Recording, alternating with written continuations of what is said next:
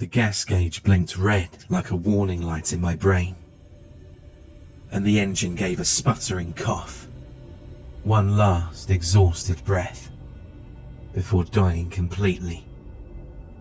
Just like that, I was coasting in silence, the road stretching endlessly into the night. Nothing but darkness in my rearview mirror, and the cold gleam of the moon above. God damn it. I gripped the wheel, knuckles white. My foot tapped uselessly at the gas pedal, but the car didn't so much as groan in response. Dead as a doornail.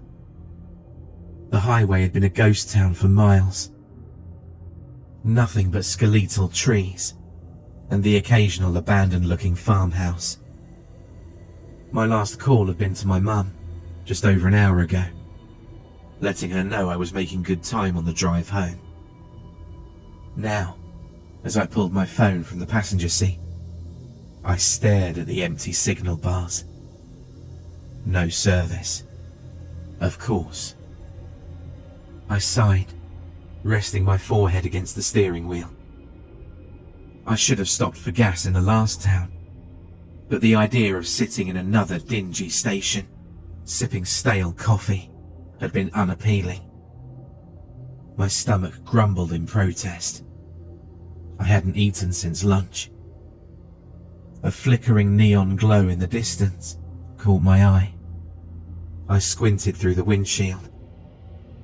A sign, swaying slightly in the night breeze, hung on rusted chains over a small, squat building just off the road. Earl's Diner, open late. Not exactly the Ritz, but it was something. Maybe they had a phone, or at the very least, someone who could tell me where the hell I could find a gas station or a mechanic in the morning. I grabbed my coat from the back seat and stepped out into the night.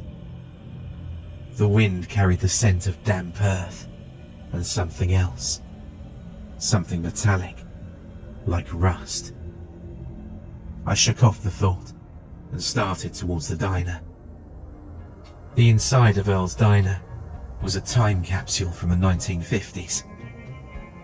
Checkerboard floors scuffed to hell, vinyl booths with duct tape holding together the seams, a long counter lined with red-topped stools. The walls were yellowed with age, covered in framed photos of smiling families that looked like they belonged in an entirely different world than this one. A single waitress stood behind the counter, wiping a coffee cup with a rag that looked dirtier than the cup itself. Her uniform was pale blue, a white apron tied tight around her waist, blonde hair piled up in a lazy beehive. Her face was hollow-cheeked and sharp, her lipstick a garish red smear. "Help you, hun?"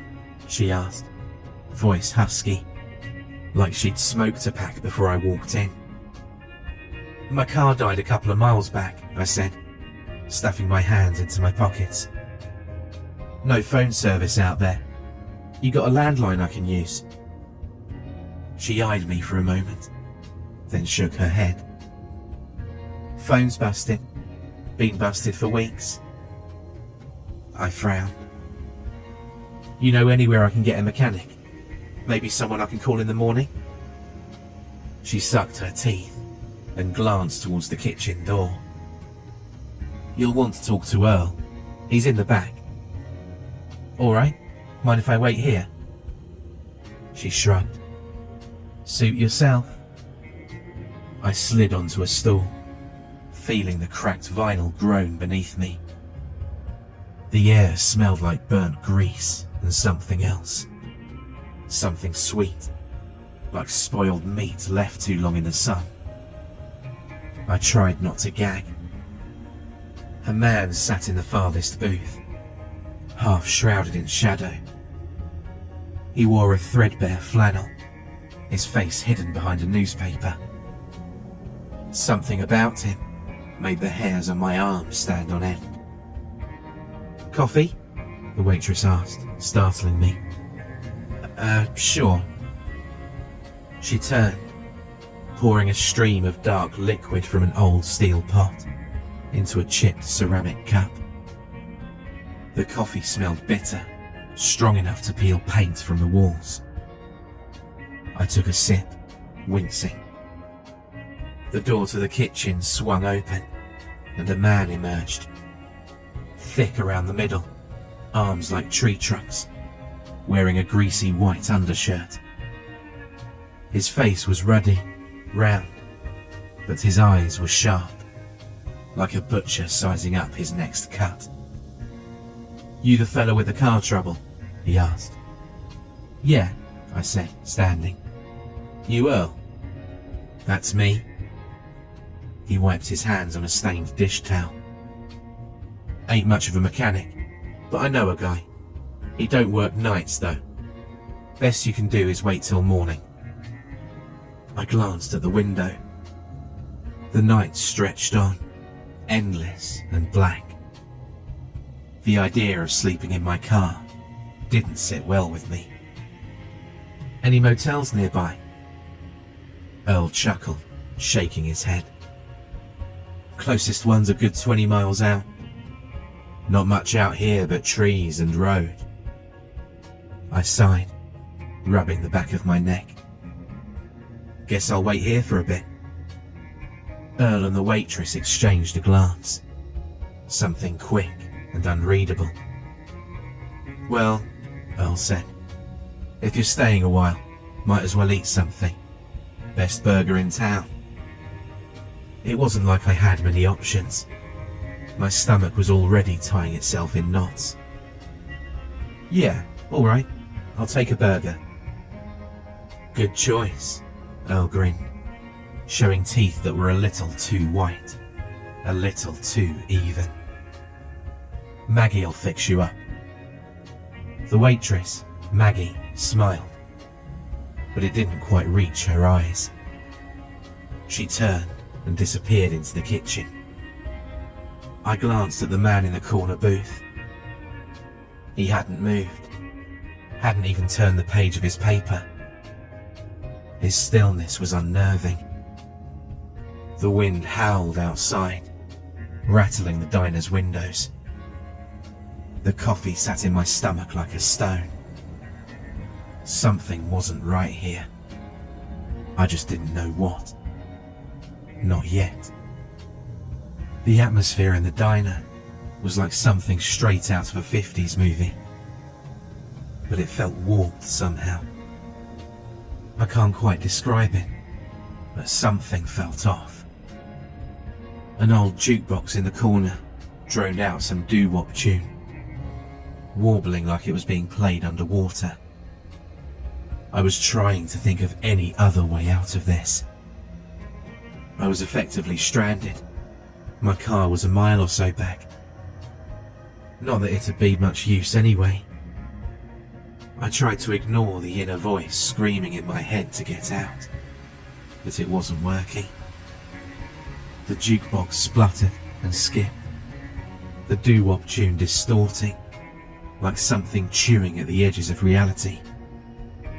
Cutting through the bizarre trill of the jukebox, the sound of a sizzling grill filled the diner. Something about the smell was wrong. It wasn't just meat and grease. It was something bitter, something acrid. My mouth filled with the taste of copper. I turned to look at the man in the booth. He was bathed in shadow, but for the first time, I really saw his face. His skin was pale, almost translucent. His lips were cracked. But his eyes, God, his eyes were the worst part. They weren't eyes at all, just empty sockets, dark as the space between stars. I must have been seeing things, illusions brought on by stress and hunger. Delusion is a powerful thing. snapping me out of my trance as I stared at the strange man in the booth. The burger arrived on a chipped white plate, grease pooling around the edges of the bun. The meat was thick, pink in places where it should have been brown. The smell was off, like it had been sitting out for too long, just on the cusp of turning rancid. But my stomach was empty, and the hunger gnawed at me like an impatient dog. Maggie stood by the counter, watching. Earl leaned against the register, arms crossed over his chest. The man in the booth still hadn't moved, hadn't looked up from his newspaper. The air in the diner felt heavy, pressing down like a thick, invisible fog. I picked up the burger, hesitated, but then took a bite. The taste hit me like a slap. Iron rich, a little too chewy. Something stringy caught between my teeth. My stomach turned as I chewed, my brain working hard to ignore the warning bells going off inside my head. "That good, huh?" Earl grinned, eyes sharp with something close to amusement. I swallowed hard, forcing the meat down. My tongue felt coated, and my throat felt tight. My pulse thumped in my ears. And then, from the back of the diner, a muffled sound. A voice. A cry. Somewhere beyond the kitchen doors, someone was screaming. It was muffled, yes, but it was unmistakably human. I dropped the burger onto the ground. My hands were slick with grease, or maybe something worse. Earl and Maggie weren't watching me anymore. They were watching the kitchen door, their bodies rigid, their expressions unreadable. The man in the booth finally moved. He set his newspaper down, revealing a gaunt face with deep-set eyes that glistened under the flickering fluorescent lights. His mouth twitched upward in something that might have been a smile or a sneer. "You should leave," he muttered. My breath hitched. What the hell's going on here? Earl took a slow step forward, reaching into his apron pocket. I glimpsed the dull glint of metal, a knife maybe. Maggie's hands were clenched tight around the edge of the counter, her knuckles bone white. The scream came again, louder this time. I snapped into motion, pushing back from the stool so fast that it clattered to the ground. I turned and sprinted for the door. Something heavy crashed behind me, a plate maybe. Then came the unmistakable sound of boots pounding against tile. I lunged at the door and yanked it open, the cold night air slamming into me. But before I could make it outside, a hand clamped around my wrist like an iron vice. Now, Earl murmured, his breath hot against my ear. Ain't polite to leave before dessert. I twisted, yanking myself free, just as something whistled past my face. A knife, gleaming under the sickly yellow lights. It hit the door frame with a dull thunk. I tried to reach the back of the diner. If there was someone in that kitchen, someone alive, I had to help them. I burst through the swinging doors, heart hammering, and stopped dead. A row of metal hooks lined the back wall. On them, limp and pale under the harsh kitchen lights, hung bodies. Not cows, not pigs. People. My stomach turned inside out. One of them, a man, young, maybe early 20s, was still moving. His eyes rolled towards me, lips parting in a soundless plea. The sound of footsteps behind me snapped me back to reality. Earl and Maggie were coming. I grabbed the closest thing I could, a heavy rusted meat cleaver, and turned just as Earl burst through the door, grinning like a wolf. The next few seconds were a blur. The cleaver came down. Earl howled, staggering back, blood spilling over his white undershirt. Maggie screamed. I pushed past them, running, barely aware of my own breath. I can't tell you what was in that diner when I rushed through. I was just focused on survival. I had to get out. The man in the booth was just sitting there, not reacting. He just watched as I tore out of the front door and into the night. I didn't stop running. Not until I saw headlights in the distance. A truck, a real living person behind the wheel.